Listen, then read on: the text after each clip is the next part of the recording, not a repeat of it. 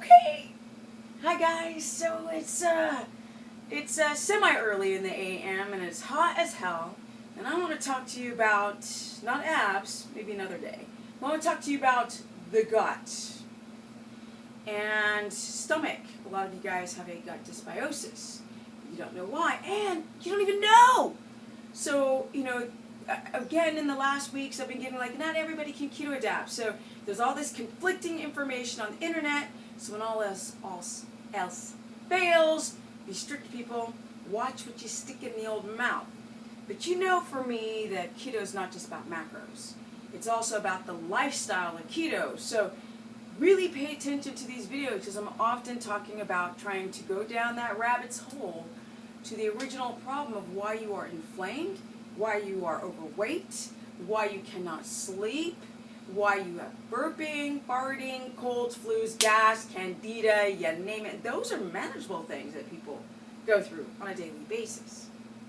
But what we don't know is that your old stomach acid might be too low. Got the old acid reflux from time to time? Yes. Stress, poor sleep, burping, farting, bloated. A lot of people. Constipation, loose stool. And you have no idea why. You live with it because we're like cockroaches, yeah? We can live on this planet with discomfort and nastiness and we're just fine. But we're not, because we keep getting sick every year. Or we've got weird symptoms that we can't explain, like skin issues and pooper scooper issues. Even potentially thyroid issues with the hair falling out. Or of course adrenal. So the problem is that over time, stress and all those things I just mentioned, poor sleep and stress and poor diet, poor management of yourself, those stomach acids go down. And that firewall is everything. People always talk about having an alkaline body. No. Acidity is just as important as alkalinity, because acidity kills bacteria. So skin must have a little bit of acidity on it to kill bacteria before we start sticking our fingers in our mouth. Vagina, bunghole, but the stomach, that's what's up. And we ignore the stomach because we just put garbage in it for years and years and years. And when the body's stressed, because putting garbage in your stomach plus life stress will down-regulate your stomach acid. Raise your pH, because it's actually inverted. You want a low pH to have enough stomach acid to break down food. So you guys work out in the evenings, you fast all day long, you eat crap, you get on the internet, you go to bed late, and of course we age, and our stomach acids just get lower. Symptoms of candida, like tired, lethargy, is not only just leptin resistance, which is a term people throw around. They're just very unaware of the candida overgrowth and the parasitical overgrowth in the old gut, which is going to affect your mood, or the fact that those little nasty critters might be controlling your sugar cravings because they want to grow. So a lot of people ask me about candida protocols, but really it just might be to get your stomach acid in order. Yes. So we know what lowers it: stress, age, poor sleep, poor diet. So, of course, veganism, vegetarianism also downregulates the abilities to break down proteins. Proteolytic enzymes. And if you can't break down your proteins, you may not break down your fats. So lipase production goes down. And when you don't have enough enzymes to break down food into chyme, to go into the small intestine to get into your bloodstream, your gallbladder stops working so well. It could get sludged up from not enough emptying, gastric emptying. Yes, the gallbladder. It develops stones. How do you know? Well, you might feel a little nauseous if you eat too much protein or fat. Really, it's the fat. Fatty protein. Red meats. Feel a little nauseated. I know. I still got it. I got the energy. Even though I hear little dogs barking. I'm just saying. I love dogs. I've got to digress through these videos because this stuff is serious. So, okay, you're going to your job, you're skipping meals. When you do finally eat, you're grabbing something on the go, and then you come home, and instead of cortisol being able to go down, it goes back up. You've got this massive blood sugar dysregulation. This will lower your stomach acids, raise your pH. That's a problem. Yes, alcohol as well. Oh, of course, caffeine. And age. If you can't digest your food, then your body's under stress. A lot of you guys might have H. pylori. Right? This is a gram-negative bacteria, and it's nasty because you're trying to digest, but you can't. So food just putrefies in your stomach, especially when you sleep. That is why you don't wake up hungry. And that is why you justify the coffee, because you have low energy, because you're not hitting the 5th level of sleep. You're not hitting REM.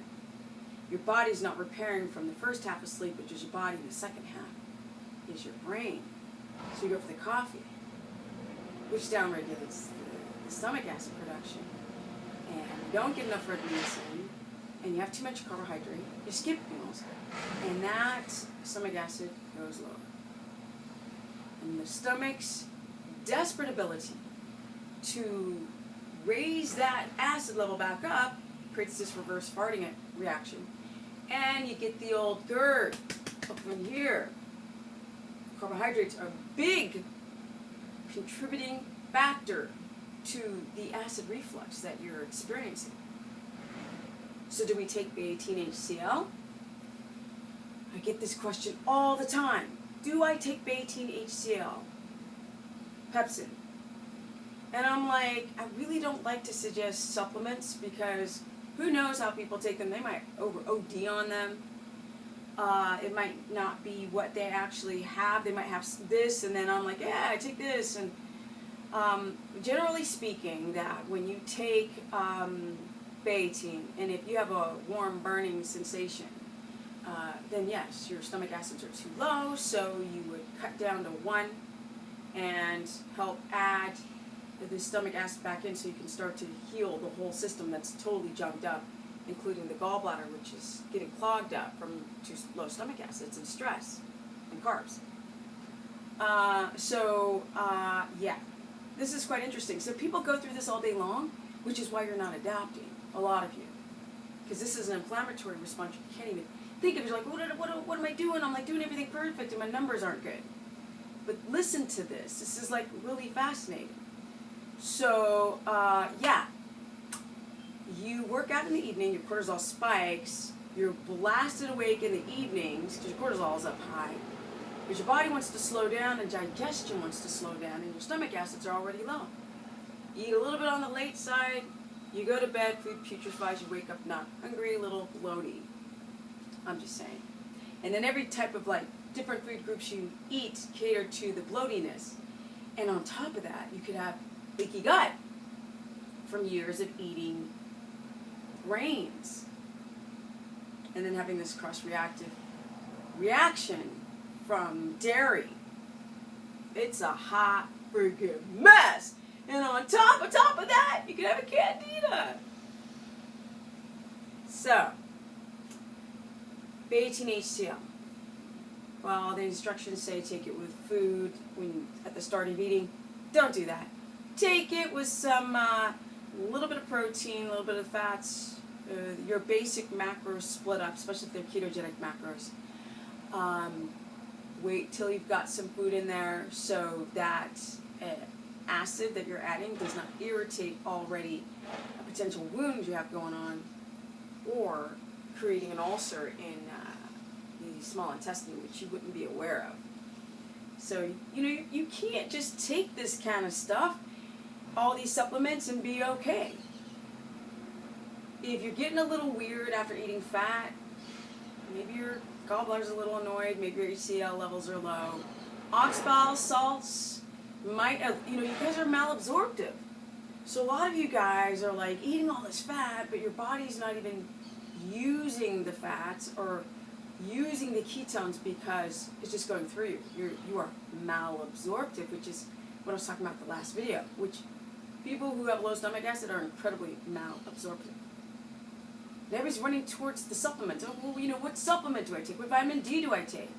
If you take in vitamin D, it should be cyclic. You should really get your ass out in the sun.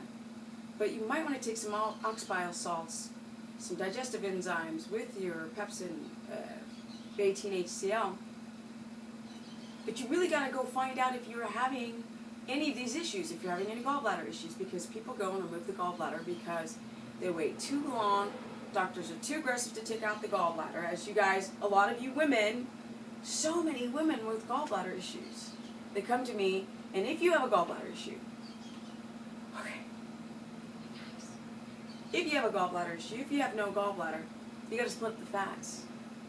You can still, the liver still is making the salts, the bile salts, but the gallbladder is gone, so you can't store them. So you might want to add ox bile from an ox. You might want to do a short-term cycle of digestive enzymes with B18HCl if you think your stomach acids are too low.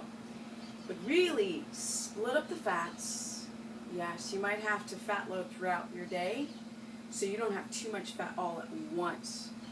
If you have no allergic reaction to coconut oil or MCT oil, which some of you do, then that's a really great fat because it bypasses the gallbladder. But then some of you guys can't deal with the caprylic acid. It's very interesting, all the issues that people develop. So when they try keto, they don't adapt because of something as simple as the gut. Yes, don't forget how important the gut is. If that's in whack, out of balance, you ain't never going to get the business. No, not at 48, not at 28, and with the knee injury. And I will do whatever it takes to stay healthy and to cross that bridge over to ketosis land. So if you guys want to learn more, go to stephanieperson.com, Stephanie the Business Person on my Facebook fan page, or Stephanie Ketogenic on my Instagram. Stop working out at night because your cortisol's too high. You're not digesting well because there's that shift, 2, 3 o'clock in the afternoon. Cortisol wants to go down. Melatonin wants to relax you and relax your nervous system. So if you're exercising at night, right, then that cortisol's up high. That's a stress on your adrenals. And when the body's stressed out, digestion wants to slow down. And if you're arguing, digestion wants to slow down. And if you're a stress, anxiety person, your stomach acid wants to go down. And your ability to balance your serotonin is junk. And then you have low energy. Okay guys, if you want to learn more, go to stephanieperson.com, as I said before, Stephanie the Business Person on my Facebook fan page, or Stephanie Ketogenic on my Instagram. And I'm about to peace out. Yeah! Booyaka!